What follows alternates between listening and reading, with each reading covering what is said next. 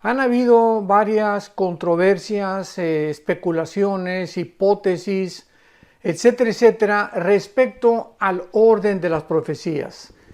Y esta es la razón por la cual dentro del cristianismo escuchamos palabras como pretribulacionismo, posttribulacionismo, amilianismo, postmilianismo, etcétera, etcétera.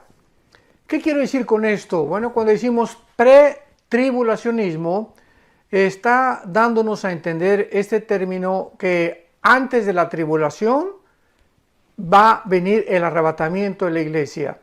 En este caso, ¿verdad? Nosotros formamos parte de esta área de la escatología.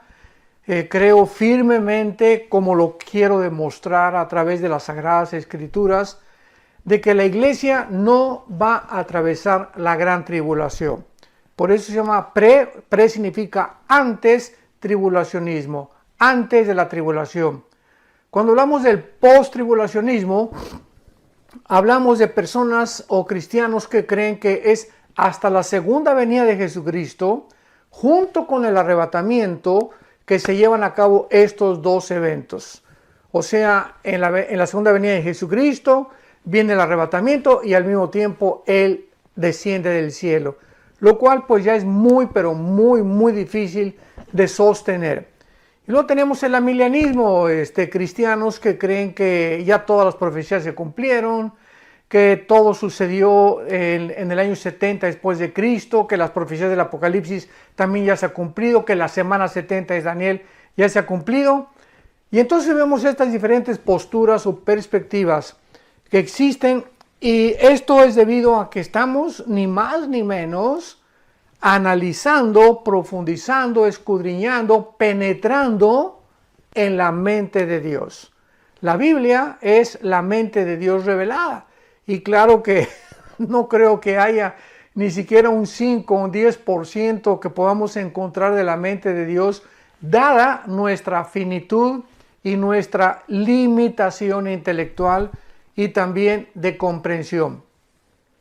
El apóstol Pablo escribió que todavía estamos mirando a través de como un espejo. Cuando éramos niños, 1 Corintios 13 dice Pablo, hablábamos como niños, pensábamos como niños. Cuando vamos creciendo, vamos desarrollando nuestra capacidad de comprensión. Y cuando ya llegamos a la edad adulta, pues ya tenemos un poquito más de madurez para poder percibir las cosas que nos rodean, entender cosas que no entendíamos ni en la infancia ni en la juventud. Y es exactamente igual con la vida cristiana. La vida cristiana tiene etapas, o sea, un recién convertido no puede entender el libro de Apocalipsis, ni Ezequiel, ni Daniel.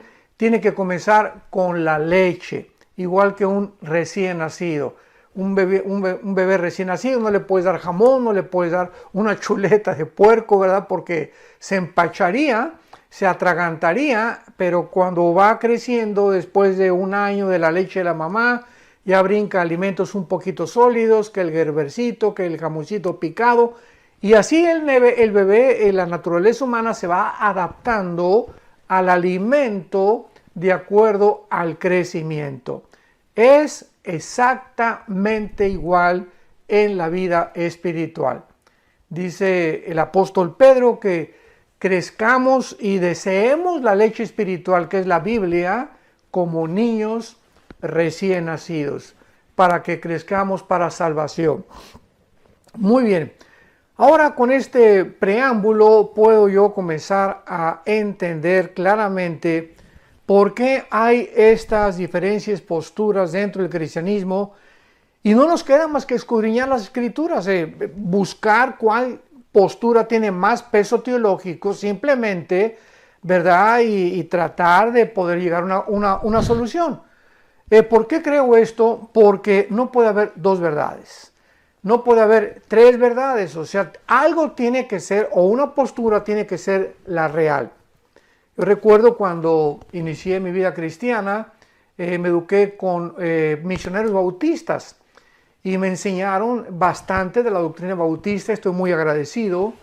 Después estuve con hermanos pentecostales, los hermanos bautistas, vivíamos en Acapulco, se fueron y comencé yo a recibir la doctrina pentecostal. que todos desde luego somos hermanos en Cristo, ¿no? Pero la postura pentecostal tiene su perspectiva del bautismo del Espíritu Santo, de los dones espirituales, y después de los bautistas y los pentecostales, yo veo detrás de todo esto la mano de Dios. Para que yo pudiera ver el panorama de la mayor parte de las denominaciones, posturas de hermanos, y poder darme cuenta que yo tenía que llegar a un momento en el que tenía que decidir con cuál doctrina me iba a quedar, qué doctrina iba a enseñar, pero con convicción. Porque cuando predicamos la palabra, tiene que ser predicada con autoridad y con convicción.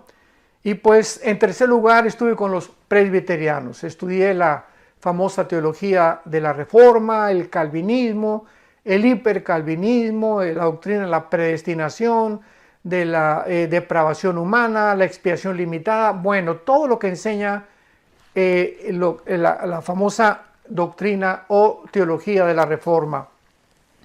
Y finalmente, pues yo tenía que encontrar un equilibrio. Fue lo que yo le pedí al Espíritu Santo, dame un equilibrio, Señor, ¿verdad? Porque todos mis hermanos tienen diferentes perspectivas y esto es bueno porque así dependemos unos de otros, o sea, no nos vamos a tachar de herejes, ni mucho menos, simplemente son enfoques diferentes por causa de falta de muchas piezas del rompecabezas en la Biblia que no hemos encontrado y otras veces por falta de estudio profundo de la palabra de Dios.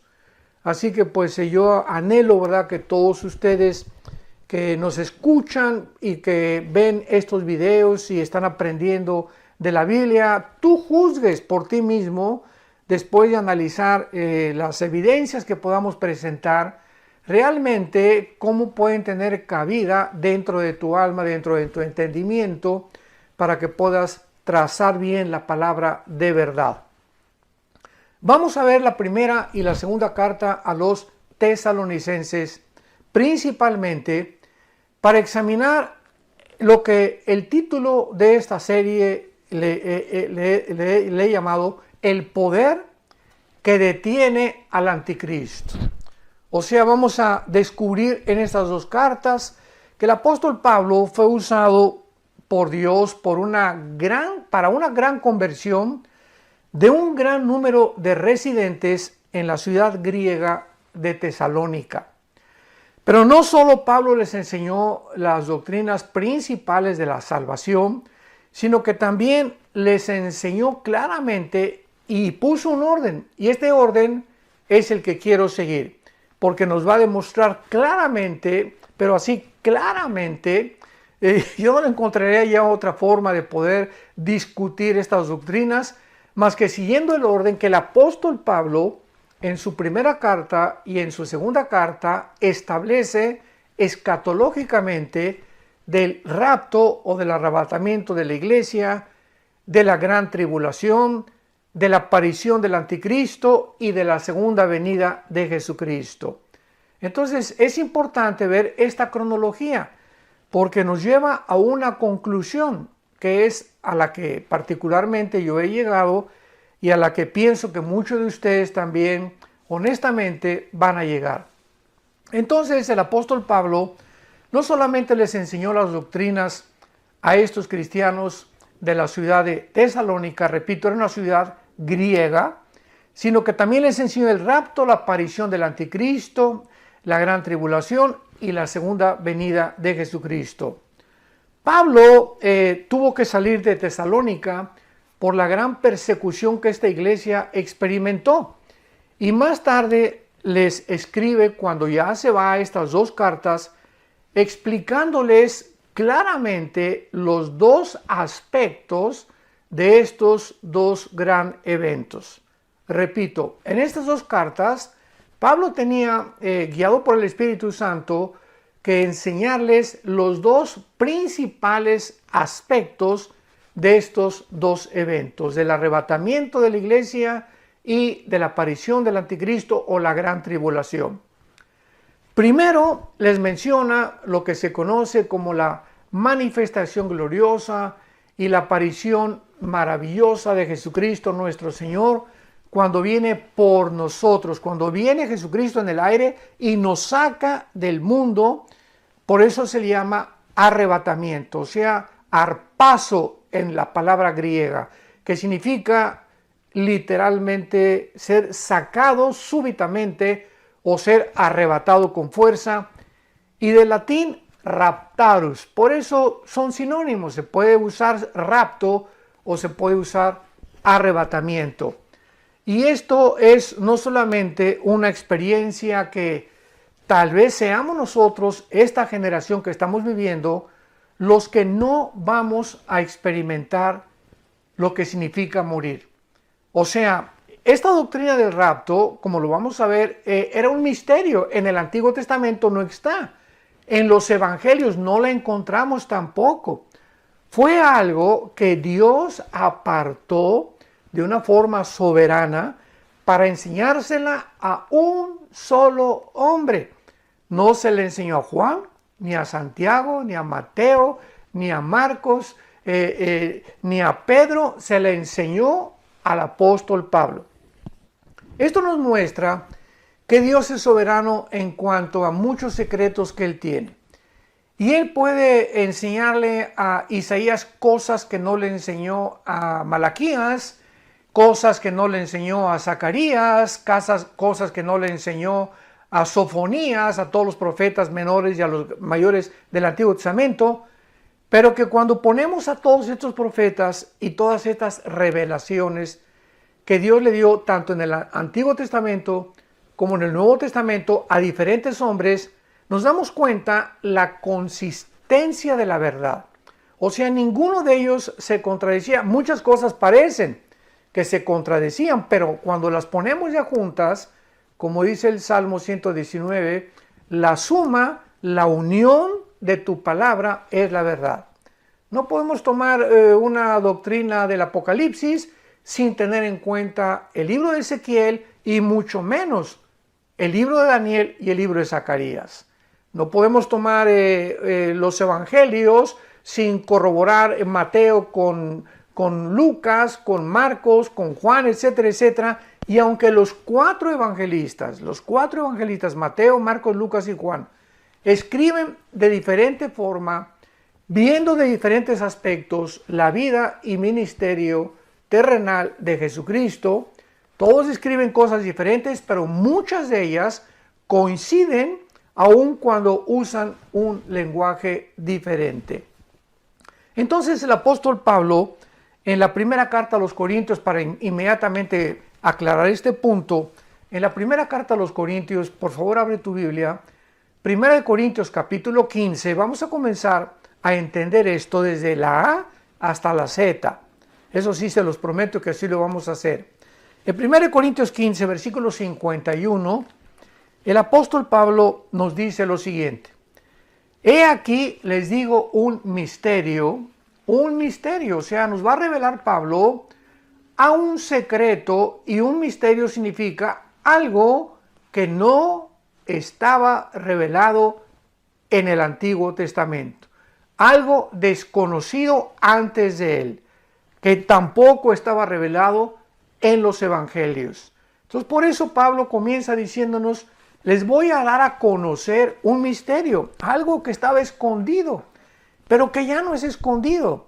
Dios me lo reveló a mí. Lo escondió en el Antiguo Testamento, lo escondió en los evangelios, pero al Espíritu Santo le agradó revelármelo a mí. Muy bien. ¿Cuál es este secreto? ¿Cuál es este misterio que Pablo nos quiere revelar? Y dice a continuación que no todos vamos a morir. O sea, que no todos dormiremos, pero todos seremos transformados. Eso es una revelación que no existía en el Antiguo Testamento.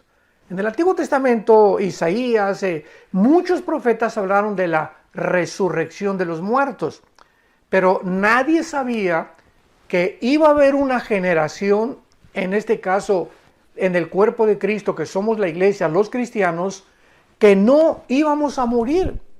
¡Qué tremenda revelación! ¡Qué tremenda y maravillosa esperanza!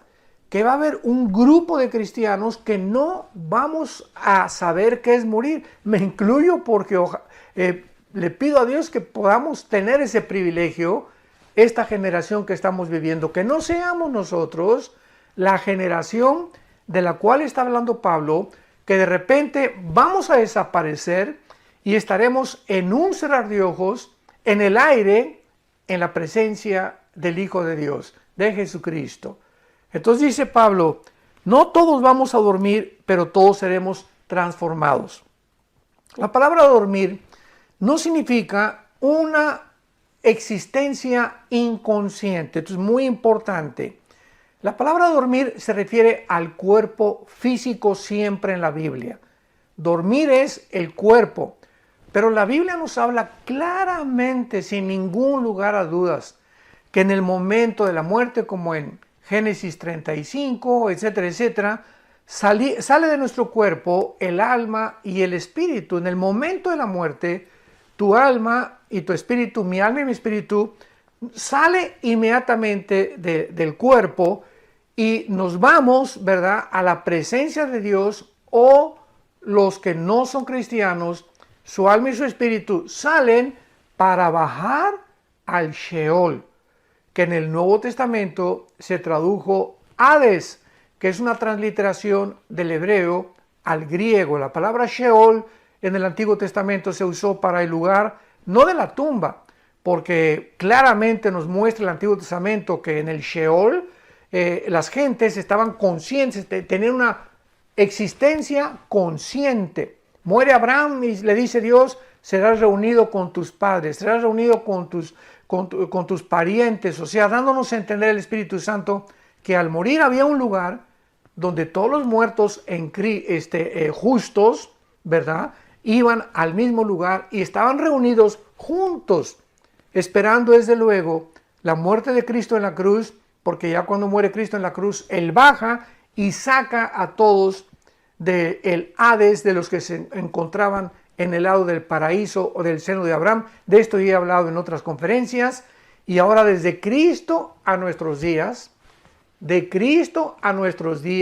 todos los cristianos que han muerto desde Pentecostés hasta nuestros días del año 2021 en que nos encontramos, ahorita estamos en el mes de abril, a finales del mes de abril estoy compartiendo esta conferencia.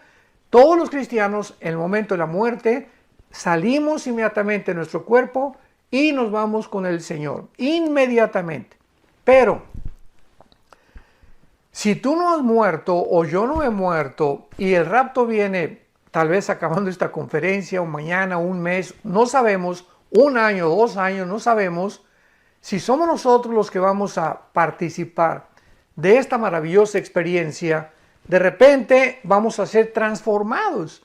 Vas a estar comiendo en un restaurante o manejando, un piloto en un avión, un chofer en un camión, un médico tal vez operando, o a lo mejor yo predicando, ¿verdad? No sabemos, pero si viene el arrebatamiento y viene el rapto de la iglesia, de repente vamos a desaparecer millones de personas, nuestra ropa se va a quedar ahí tirada y vamos en instantes, en milésimas de segundo, nuestro cuerpo corruptible, porque así nuestro cuerpo como lo tenemos no puede ser transportado al cielo, porque es un cuerpo que no puede heredar, la carne y la sangre no puede heredar lo invisible, lo incorruptible. Un cuerpo imperfecto no puede estar en un lugar perfecto. Entonces es lógico que nuestro cuerpo tiene que ser cambiado en milésimas de segundo para estar, repito, en la presencia de Jesús. Jesús vendrá en el aire y no va a tocar los pies en la tierra. Esta es la gran diferencia. Después ya hablaré de todo eso. En el rapto viene Jesús en el aire, nos saca del mundo, la iglesia sale del mundo, comienzan los 7 años de la tribulación y en la segunda venida Cristo desciende y toca el monte de los olivos. Zacarías capítulo 14, versículos 2 y 3. En la segunda venida Él toca los pies en el monte de los olivos y en la segunda venida Él viene con nosotros. Dice Apocalipsis 19, en un caballo blanco y los ejércitos le seguían y todos nosotros venimos junto con Él a establecer su reino milenial o el reino mesiánico prometido a los profetas y al rey David en particular. Muy bien, continuamos en 1 Corintios 15. Quiero ir despacio, como lo puedes notar, que tenemos que ir despacio en el escudriñamiento y en la exposición de la palabra de Dios. Les digo un misterio, no todos vamos a dormir o a morir, pero todos seremos transformados. En un momento, en un abrir y cerrar de ojos, dice el apóstol Pablo, esto fue lo que Dios le reveló a la final trompeta. Porque se tocará la trompeta y los muertos en Cristo, o sea, si viene el rapto ahorita, para ir despacio, si viene el rapto ahorita, o mañana, o pasado, o la semana que entra, todos los que han muerto antes que nosotros, desde Pentecostés, porque esto es importante, en el rapto solamente nos vamos a ir todos los que formamos el cuerpo de Cristo. La Biblia le llama los que estamos en Cristo, porque cuando en Pentecostés vino el Espíritu Santo, el Espíritu Santo hizo algo que no había hecho jamás en la historia. Desciende el Espíritu Santo para hacer su morada, para convertirnos a nosotros, nuestro cuerpo convertirlo en el templo de Dios. Dice 1 Corintios 6, 19 y 20, que no sabéis que vuestro cuerpo, mi cuerpo, tu cuerpo es el templo donde Dios está viviendo. Esto es maravilloso. Somos el templo del Espíritu Santo. Entonces el Espíritu Santo en el momento en Pentecostés entró a hacer su morada. Ya en el Antiguo Testamento entraba y salía, entraba y salía. Entraba sobre Sansón y Sansón tenía unas fuerzas sobrenaturales, pero se iba. Entraba sobre David y David tocaba el arpa y comenzaba a escribir como el Salmo 22, que 1000 años antes de Cristo contiene la crucifixión escrita por David, guiado por el Espíritu Santo, inspirado por el Espíritu Santo, pero se iba el Espíritu Santo y así venía sobre las personas, pero se iba. Pero desde Pentecostés, que fueron 50 días después, porque la palabra Pentecostés significa 50 en el griego, entonces 50 días después de que Cristo muere, el Espíritu Santo viene sobre un grupo de personas llamados los cristianos, o también se les llamaba los del camino. Y el Espíritu Santo ya muere en nosotros. El Espíritu Santo nos bautiza. Esto significa nos identifica, nos amalga, es un amalgamiento. El bautismo del Espíritu Santo no viene después de que te hayas convertido. El Espíritu Santo viene en el momento en el que tú te conviertes. Tú eres una nueva criatura, has nacido de nuevo, has sido bautizado por el Espíritu Santo. O sea, no hay tal cosa como que ya recibí a Cristo, pero estoy incompleto. Me falta algo. Espérame tantito. Dice Colosenses 2 que estamos completos en Cristo. No nos falta absolutamente nada. El momento que recibes a Cristo tienes todo. Lo único que nos falta es crecer en su gracia y en su conocimiento. Entonces el bautismo del Espíritu Santo es la operación 1 Corintios 12:13, en la cual todos somos unidos, amalgamados a formar parte de un solo cuerpo. Este cuerpo, dice Efesios 2, no existía. Esta entidad, este nuevo hombre, no existía ni en los evangelios ni en el Antiguo Testamento. Entonces es importantísimo para diferenciar la iglesia de Israel. Algún día vamos a profundizar en esto. Pero la iglesia y Israel son dos entidades completamente distintas. Entonces, el momento en el que el Espíritu Santo vino en Pentecostés hasta nuestros días, se formó el cuerpo de Cristo llamado la iglesia. Y todos estos cristianos o todas estas personas, no importa su nacionalidad, que estamos fundidos, unidos con Cristo mística y misteriosamente, como dice Efesios capítulo 5, somos los que vamos a participar en la resurrección y en el arrebatamiento de la iglesia. Los santos desde Adán hasta la cruz van a resucitar hasta después, en la segunda venida de Cristo, a ellos les toca la resurrección. ¿Cómo lo sabemos? Hay tantas cosas, ¿verdad?, que explicar. Pero en 1 Corintios 15 claramente dice la Biblia en el versículo 22, porque así como en Adán todos mueren, también en Cristo todos serán vivificados. Pero fíjense lo que dice claramente, esto es importantísimo. Pero cada uno en su debido orden. O sea, hay un orden para la resurrección. Los primeros que van a resucitar, los que siguen, los terceros, etcétera, etcétera. Porque primero se le llama la resurrección de todos los justos y los últimos en resucitar. Apocalipsis 20 del 11 al 15 serán todos aquellos que rechazaron a Cristo y todos aquellos que se rebelaron habiendo tenido un pleno conocimiento de la palabra de Dios. Bueno, y Pablo dice aquí en nuestro pasaje, 1 Corintios 15, he aquí os digo un misterio, no todos dormiremos, todos vamos a ser cambiados inmediatamente, en un abrir y cerrar de ojos, a la final trompeta, los muertos serán resucitados, incorruptibles, y luego nosotros. Si Cristo viene, os repito, mañana, ahorita, una semana, todos los muertos antes que nosotros van a resucitar primero. Y ya que resuciten ellos, nos vamos nosotros, seremos transformados, y en el aire seguimos y nos unimos junto con ellos para recibir al Señor Jesucristo en los cielos. Los muertos resucitarán con nuevos cuerpos y nosotros, como no morimos, vamos a ser transformados inmediatamente. No vamos a saber lo que es morir. No vamos a experimentar pasar por el túnel de la vida, o lo como el rey David le llamaba, el camino que seguimos todos los hombres. Así le llamaba David a la muerte, el camino de todos los hombres. Porque está establecido los hombres que muramos una sola vez. Y después de nuestra muerte no hay limbo, no hay purgatorio, no hay segunda oportunidad, no hay tercera oportunidad. Una vez que tú mueres y una vez que yo muero, morimos porque hemos decidido en esta vida el lugar donde vamos a querer.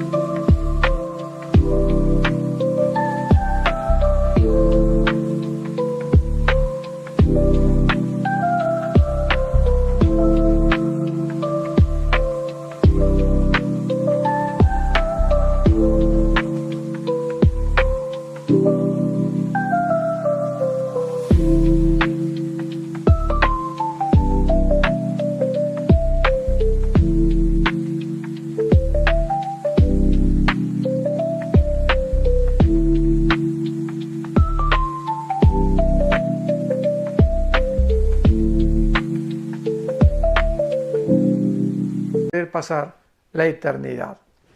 Por lo cual, cuando oyes estas palabras, no te endurezcas, y si tú no tienes a Cristo, aprovecha para que, si no sabes, mañana o pasado, ninguno tenemos la seguridad cuando vamos a morir, que le entregues tu vida al Señor Jesucristo.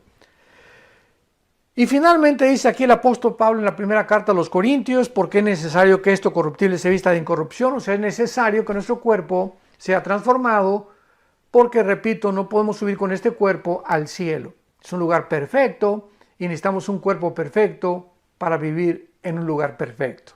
Es necesario que esto corruptible, o sea, corruptible, esto que se echa a perder, nuestro cuerpo, ¿verdad?, está corrompiéndose todos los días, millones de células mueren todos los días, hay una descomposición continua, no solamente de nosotros, sino del universo entero, y esto mortal se vista de inmortalidad. Bueno, entonces el apóstol Pablo claramente explica, ¿verdad?, aquí en su primera carta a los Corintios, capítulo 15, lo que es el arrebatamiento de la iglesia. ¿Cuál es el fenómeno que va a suceder o cómo se va a llevar a cabo esta maravillosa experiencia que vamos nosotros a experimentar?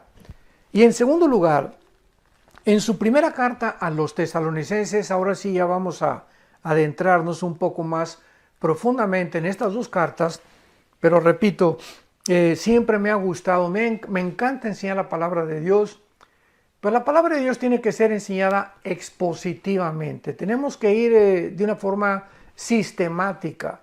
Y esto es muy importante para poder absorber, digerir, ahora sí que masticar y no atragantarnos claramente las enseñanzas del Espíritu Santo, pero más que nada tener hambre.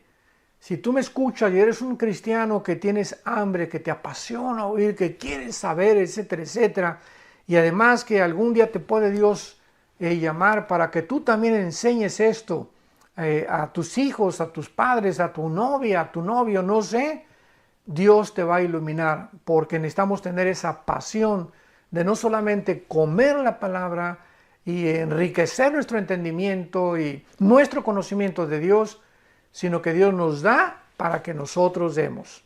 Nunca Dios nos da nada para que lo guardemos para nosotros. Dios le dijo a Abraham, te bendigo para que tú bendigas a los demás.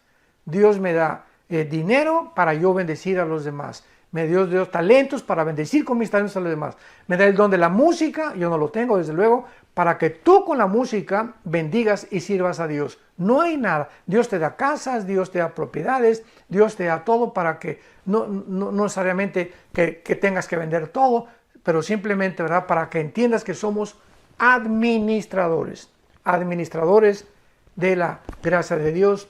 Como dice 1 Corintios capítulo 4 el apóstol Pablo. Somos administradores, nada más. Nada de lo que tenemos, nada, cero de lo que tenemos es nuestro.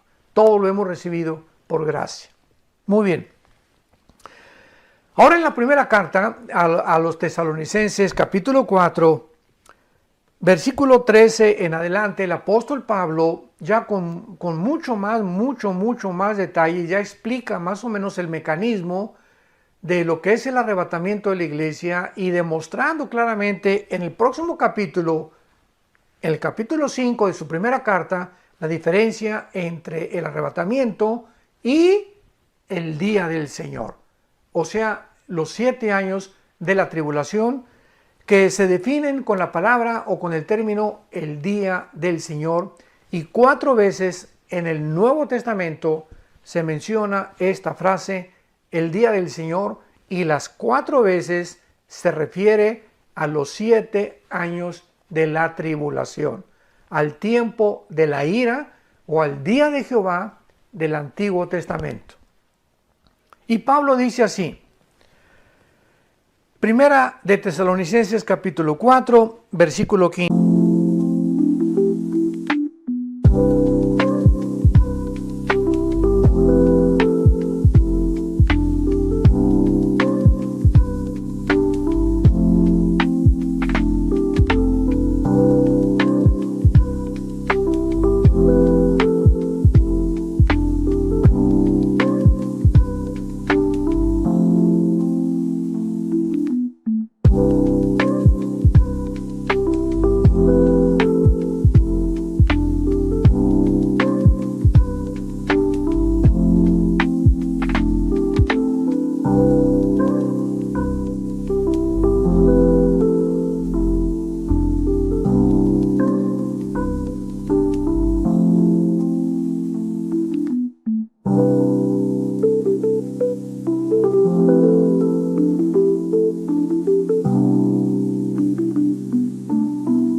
Por lo cual decimos esto en palabra del Señor. Es Cristo el que le enseñó esto al apóstol Pablo.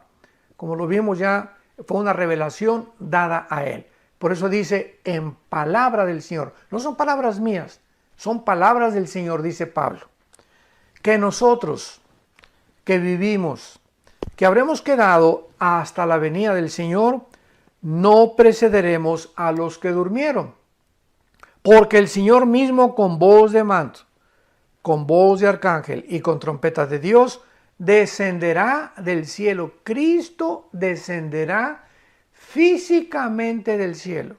¿Se acuerdan en Hechos 1, versículos 8 en adelante, que ascendió Cristo a los cielos y los ángeles aparecieron junto a él, diciéndoles a los apóstoles qué es lo que ven, ¿verdad? Es así como sube Cristo, de la misma forma descenderá. Imaginémonos esto, en el arrebatamiento va a descender del cielo, se va a detener a la mitad del cielo porque nadie lo va a ver más que nosotros, los que seamos arrebatados, y Él, así como resucitó con su cuerpo glorificado, nos uniremos con Él en el cielo para irnos con Él en el cielo, y mientras pasan los 7 años de la tribulación aquí en el mundo, estaremos en el cielo en lo que se llama el tribunal de Cristo. Romanos 14:10, 1 Corintios 3 del 10 en adelante, que será el bema en el griego, o tribunal, bema en griego, que significa que seremos los cristianos juzgados. A ver, con cuidado. Los cristianos, cuando muramos, vamos a ser juzgados, no por la salvación, porque la salvación no la podemos perder. Ya nuestra salvación fue conquistada, ganada en la muerte de Cristo. Él nos dio la salvación que tenemos, una salvación que no es nuestra, que nos es imputada por gracia, y que gracias al sacrificio de Cristo tú y yo podemos reunirnos con Él en algún día. Entonces nuestra salvación, ¿verdad?, no tiene que ver ya en el tribunal de Cristo, en el bema, con B grande, bema en el griego, de Cristo. Repito, Romanos 14:10, 1 Corintios 3 del 10 en adelante. Entonces ahí en el juicio de Cristo, en el tribunal de Cristo, vamos a ser juzgados por nuestras obras. 2 Corintios 5:10, cada quien Dios le dará lo que hicimos siendo cristianos, porque nuestra vida antes de ser cristianos fue borrada completamente. No hay nada de antes de ser cristianos que Dios nos va a sacar o a acusar, porque el que está en Cristo, nueva criatura es. 2 Corintios 5:17, somos una nueva creación. El que está en Cristo es una nueva creación. Las cosas viejas pasaron, todas son hechas nuevas. Entonces, en el tribunal de Cristo, vamos a ser juzgados por todos los dones y los talentos que Dios te dio. Los talentos que a mí me dio Dios. ¿Qué hicimos con todo lo que Dios nos dio? Las oportunidades que nos dio vergüenza hablar de Cristo ante la familia o ante los amigos o en tu trabajo, las oportunidades que Dios nos dio para poder ayudar a la obra de Dios, para sostener la obra de Dios, las oportunidades que Dios nos dio para poder usar nuestros talentos musicales. A lo mejor tú sabes tocar la guitarra o la batería o la trompeta, o estudiaste música, el piano, y nunca te has acercado en tu iglesia a decirle al pastor o al coordinador de la alabanza: hermano, tengo libres el domingo 2 horas, quiero cooperar con tocar con la alabanza, etcétera, etcétera. En fin, Dios nos va a juzgar conforme a eso. Y muchos cristianos, dice 1 Corintios 3 del 10 en adelante, muchos cristianos serán avergonzados, porque casi ni fruto llevaron. Pasaron al cielo, decimos aquí en México vulgarmente, de panzazo, con 6 de calificación, ¿verdad? 5 es reprobado, 6 es ya raspando, ya 7 regular, 8 bien, 9 excelente, ya 10 de calificación es magnífico. Entonces muchos cristianos pasarán con un 6 de calificación. Recibieron a Cristo, tal vez tengan la salvación, pero sus frutos, ¿verdad?, fueron enterrados, no los utilizaron, y estos cristianos, aunque sean salvos, aunque estén en el cielo, serán avergonzados. Y serán los soldados rasos de la otra vida. Porque en la otra vida va a haber generales, coroneles, tenientes, cabos, ¿verdad? Va a haber cristianos, dice Apocalipsis 20, versículos 2 y 3, y vi tronos y los que fueron dignos de sentarse en ellos. O sea, no todos los cristianos ocuparemos un trono, que significa lugar de autoridad en la otra vida, sobre las otras naciones que habrá en la otra vida y que Dios designará de acuerdo a su soberanía. Muy bien. Entonces, dice Pablo que descenderá del cielo y los muertos en Cristo resucitarán primero. Y luego nosotros, ya lo vimos hace unos minutos, una vez que resuciten todos los muertos antes que nosotros, luego nosotros, versículo 17, los que estemos vivos, los que hayamos quedado, o sea, los que vivamos hasta que venga el rapto, seremos arrebatados.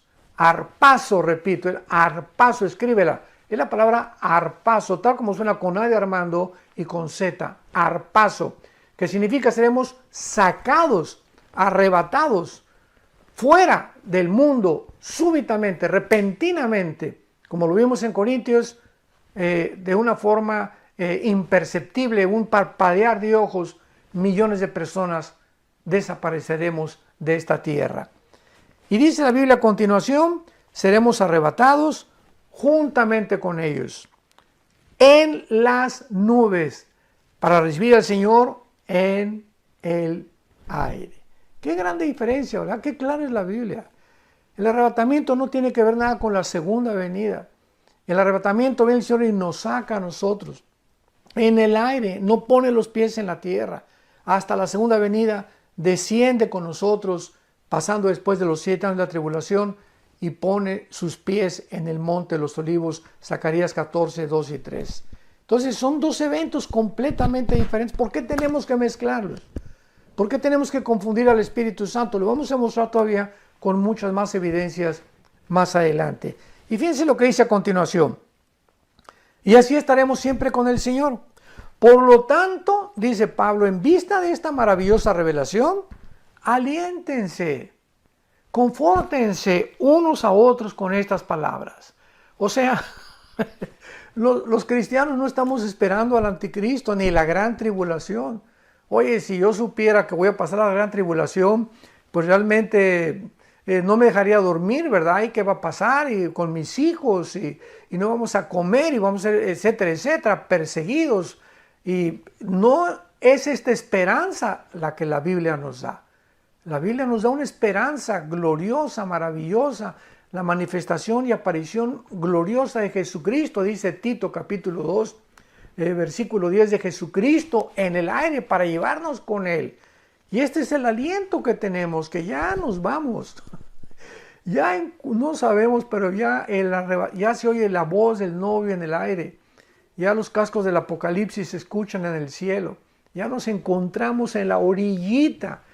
Estamos ya en el vértice, ¿verdad? Completamente ya de salir de este mundo y de que se acabe todo y de poder ver ya finalmente a Jesucristo y ya jamás enfermarnos, ni sufrir, ni llorar, ni lamentarnos, ni preocuparnos, ni estresarnos, ni nada, porque nuestras lágrimas serán limpias y serán secadas y descansaremos en el Señor y sabremos que valió la pena haber confiado en el Hijo de Dios en la cortita vida que tenemos en este mundo. Muy bien. Y para terminar, el capítulo 5 de Tesalonicenses, que podremos ya ver con muchísima más calma en la próxima conferencia, vamos a ver en el capítulo 5 de la primera carta de los Tesalonicenses. Simplemente les hago un breve bosquejo. Dice Pablo: pero acerca de los tiempos, o sea, ya nos habló del rapto. Sigamos este orden, recordemos. Ahora dice Pablo: acerca de los tiempos y de las ocasiones, no tienen, hermanos, necesidad que yo les escriba, o sea, no tiene necesidad que yo les diga el orden de los tiempos. Los tesalonicenses, de alguna manera, ya estaban conscientes de qué forma esto iba a suceder, pero seguían confundidos. Así como nosotros. Tenemos la Biblia aquí delante de nosotros. Las cartas de Pablo, ya está completa la Biblia, y en el mundo cristiano sigue la confusión. ¿Qué si el cristiano va a ir al rapto? Otros hasta se han atrevido a negar que existe el rapto. Otros que vamos a pasar la tribulación, otros que al final de la tribulación, otros que después del milenio, otros que no va a existir el milenio. Es increíble